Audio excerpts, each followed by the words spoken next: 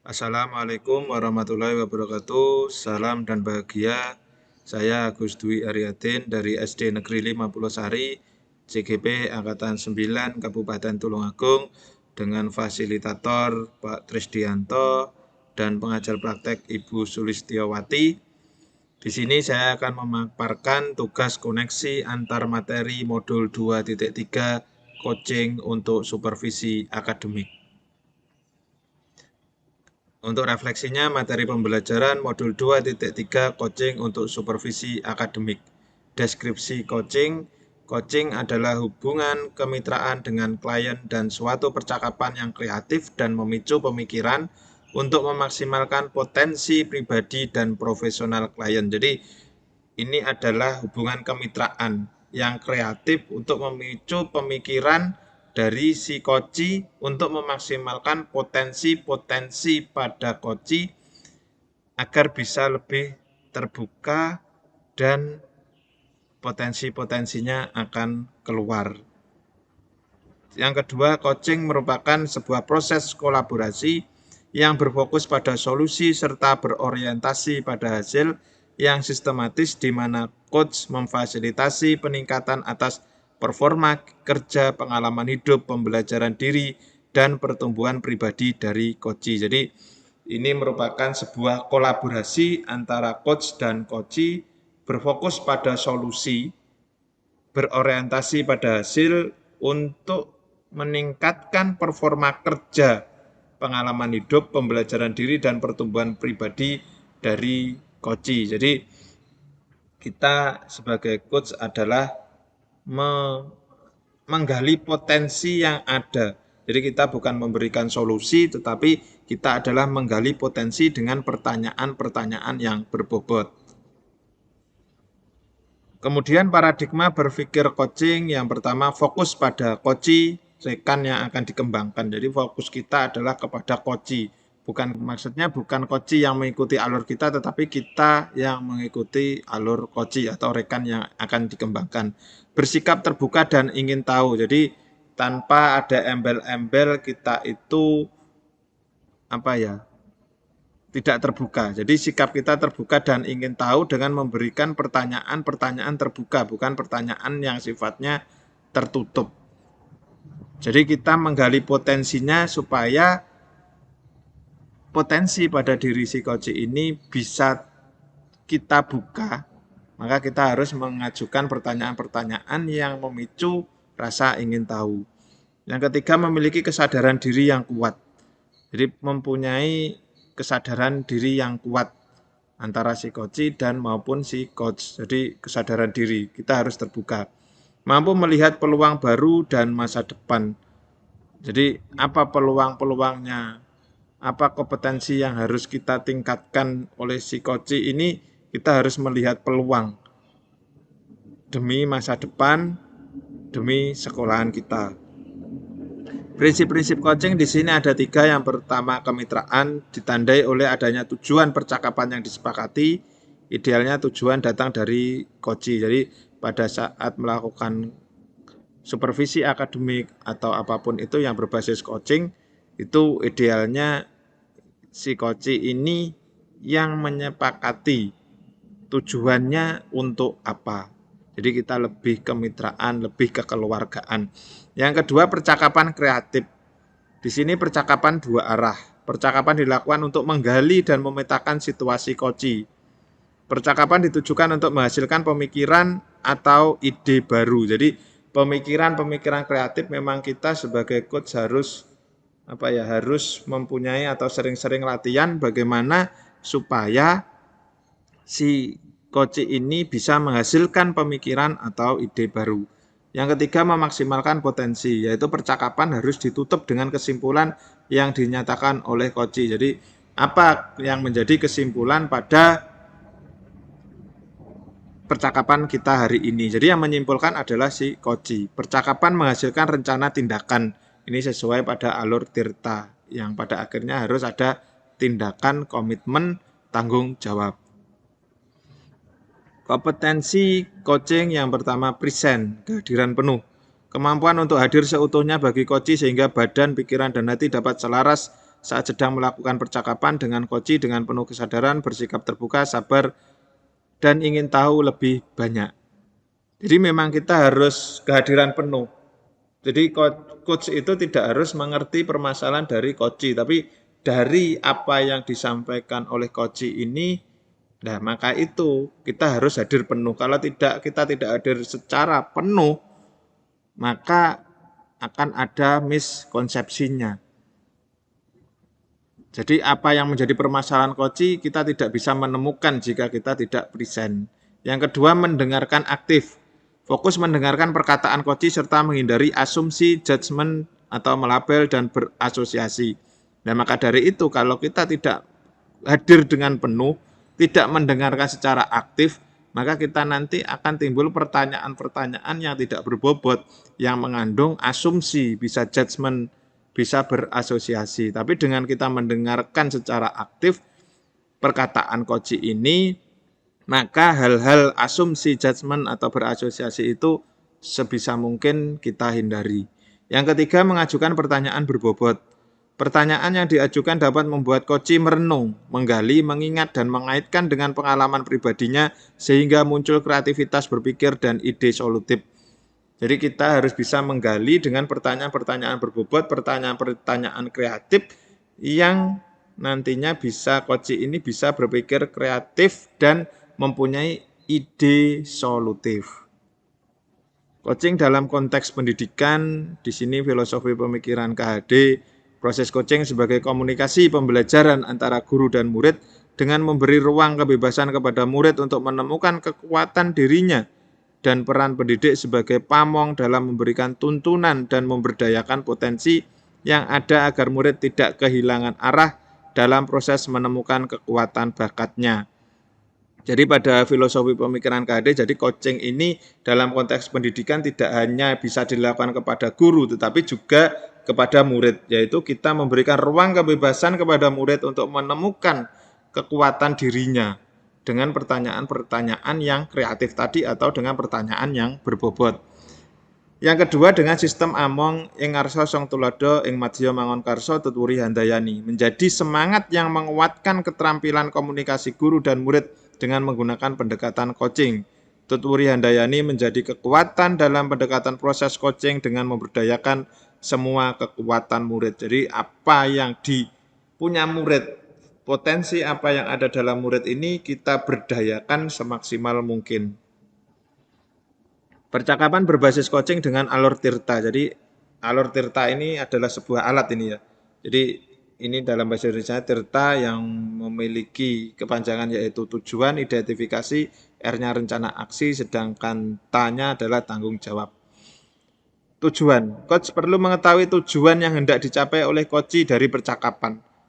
Jadi sebelum melakukan percakapan ke identifikasi masalah, itu baiknya coach harus tahu apa tujuan yang ingin dicapai oleh coach. Yang kedua, identifikasi, proses menggali dan memetakan situasi saat ini serta menghubungkan fakta-fakta yang ada. Jadi identifikasi ini kita menguak semua apa yang menjadi permasalahan, apa yang menjadi unek-unek coach dengan pertanyaan-pertanyaan berbobot tadi, dengan pertanyaan-pertanyaan kreatif. R-nya rencana aksi. Coach mendorong coach dalam memilah dan memilih hasil eksplorasi gagasan, kemungkinan maupun rencana yang akan dinyatakan dalam tindakan aksi nyata. Jadi rencana aksi ini tidak hanya satu, tapi ada beberapa yang harus kita gugah, kita dengan pertanyaan kreatif supaya coach ini bisa lebih dari satu rencana aksi. Dan nanti setelah ada beberapa rencana aksi ini, maka kita harus meyakinkan mana yang kira-kira memungkinkan. Maka coach harus memilah dan memilih hasil eksplorasi gagasan, kemungkinan, segala resiko baik buruknya itu di rencana aksi. Kemudian yang tanggung jawab. Komitmen coach dalam menjalankan susunan rencana aksi yang telah direncanakan. Tentunya kalau hanya sebagai rencana saja semua orang bisa. Maka di sini alur yang terakhir adalah yaitu tanggung jawab. Bagaimana komitmen coach ini dalam menjalankan rencana aksinya supaya memang benar-benar terrealisasi kepada murid. Supervisi akademik dengan paradigma berpikir coaching. Supervisi akademik perlu dimaknai secara positif sebagai kegiatan berkelanjutan yang berupaya meningkatkan kompetensi guru sebagai pemimpin pembelajaran dalam mencapai tujuan pembelajaran yang berpihak pada murid. Beberapa prinsip supervisi akademik dengan paradigma berpikir coaching meliputi kemitraan, konstruktif, terencana, reflektif, objektif, komprehensif, dan berkesinambungan. Jadi prinsipnya kemitraan, harus ada kemitraan konstruktif yang membangun, terencana, memang harus direncanakan, reflektif. Jadi apa yang selama ini terjadi, jadi ada reflektif, objektif. Jadi kita menilainya secara objektif, komprehensif, dan berkesinambungan. Ada tindak lanjut, rencana tindak lanjut yang tidak berhenti pada satu kegiatan saja. Siklus dalam supervisi klinis pada umumnya meliputi 3 tahap, yaitu tahap praobservasi, yaitu berbincang-bincang apa yang ingin dicapai, apa yang ingin dikembangkan. Observasinya nanti adalah kita mengamati dalam pembelajaran di dalam kelas. Pasca observasi adalah apa yang menjadi refleksi pada kegiatan tadi, dan diakhiri dengan apa rencana tindak lanjut ke depannya setelah ini dilaksanakan. Pengalaman reflektif terkait pengalaman belajar, emosi yang dirasakan, tergugah untuk giat belajar, mendapat pemahaman yang baik tentang coaching untuk supervisi akademik, tertantang lebih mengintensifkan praktek coaching dengan rekan guru dan murid agar lebih terampil dalam melaksanakan coaching untuk supervisi akademik. Karena tentunya saya sadar bahwa coaching ini perlu latihan, perlu belajar. Dengan sering kita praktek coaching dengan rekan guru atau murid, maka potensi kita sendiri sebagai coach itu juga akan maksimal. Yang sudah baik dan perlu diperbaiki yaitu memperdalam pemahaman tentang materi coaching yang telah dipraktikkan. Yang perlu diperbaiki adalah kompetensi coach mengajukan pertanyaan berbobot kepada coach. Nah, ini memang saya akui bahwa mengajukan pertanyaan berbobot ini sesuatu hal yang perlu latihan, yang tidak 1-2 kali langsung bagus, tetapi perlu banyak-banyak latihan dan sering latihan. Implikasi terhadap kompetensi diri menambah dan mengoptimalkan kekuatan diri sebagai seorang pendidik yang dapat menjadi seorang coach bagi orang-orang di sekitar. Jadi kompetensi diri saya ingin mengoptimalkan menjadi seorang coach bagi orang-orang di sekitar. Entah itu kepada rekan sejawat atau rekan guru maupun kepada murid yang kita akan menggali potensi-potensi yang ada pada murid maupun pada guru. Analisis untuk implementasi dalam konteks CGP. Bagaimana penerapan coaching untuk supervisi akademik? Melalui supervisi akademik, kegiatan pemberdayaan dan pengembangan kompetensi diri dalam rangka meningkatkan performa mengajar dan mencapai tujuan pembelajaran.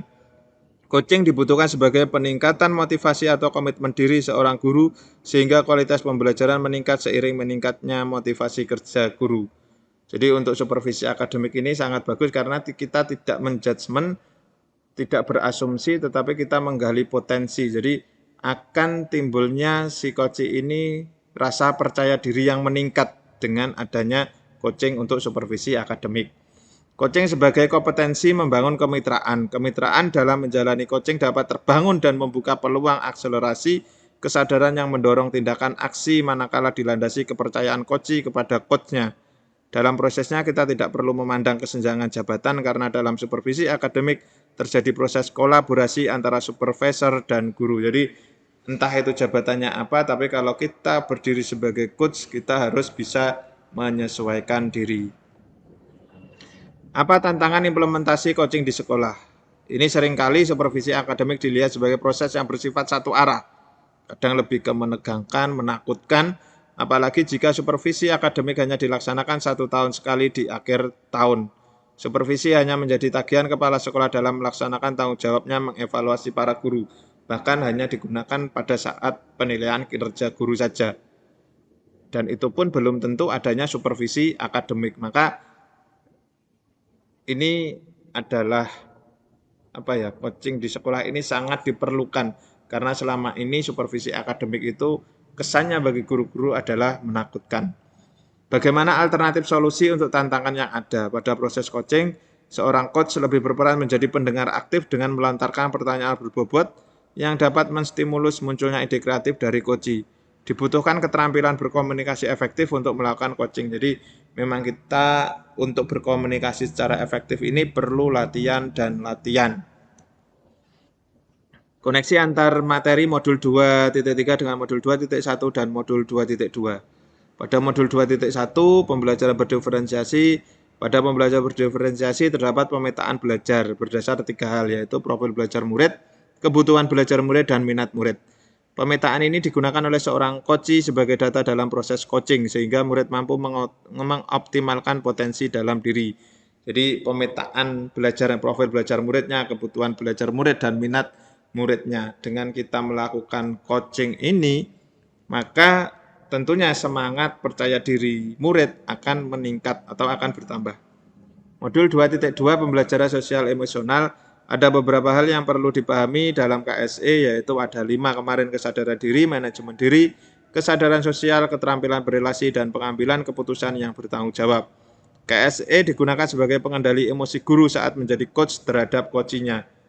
Jadi yang kadang kita akan memberikan solusi itu akan menjadi kontrol kita pada pembelajaran KSE ini, pada kesadaran diri. Jadi kita harus sadar, oh saya ini pada posisi coach, saya hanya bisa menggali potensi, saya tidak boleh memberikan masukan atau yang terkadang malah kita menggiring si coach ini supaya menurut dengan saya. Nah ini harus kita hindari dengan kita bisa mengontrol emosi kita.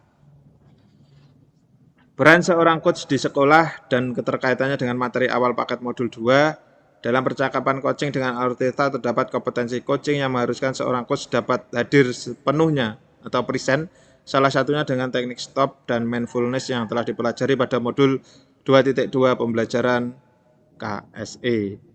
Salah satu prinsip coaching adalah memaksimalkan potensi dan memberdayakan rekan sejawat sebagai coach.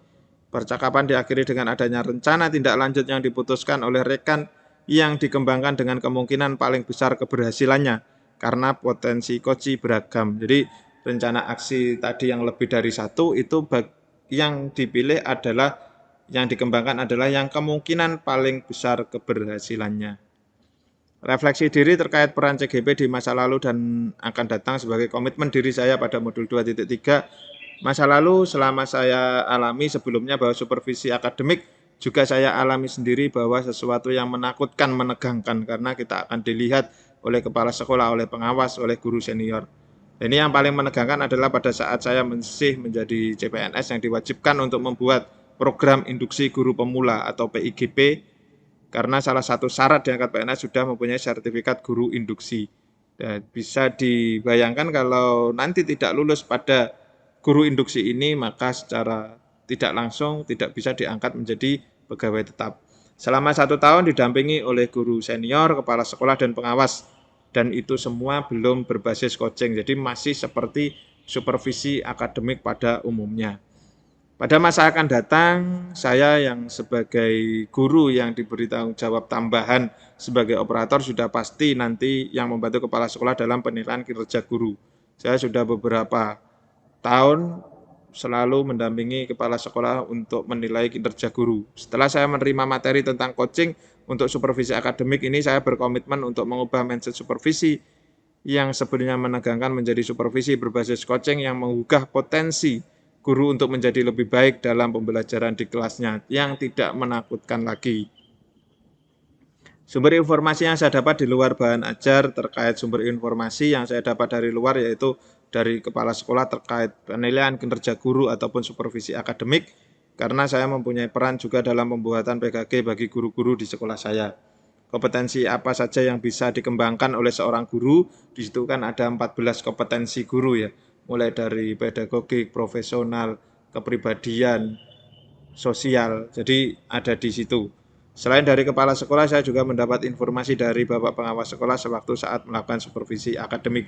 Jadi sebenarnya walaupun pengawas juga melihat, tapi pasti juga ada ngobrol sharingnya. Tapi lebih ke kebanyakan satu arah memang. Sedangkan untuk konsep coaching sendiri, saya masih baru mendengar dan melaksanakannya pada saat saya mengikuti program guru penggerak ini. Jadi sebelumnya itu saya belum mempunyai informasi tentang konsep coaching ini. Cukup sekian dari saya. Terima kasih. Guru penggerak, tergerak, bergerak, menggerakkan. Saya akhiri. Wassalamualaikum warahmatullahi wabarakatuh.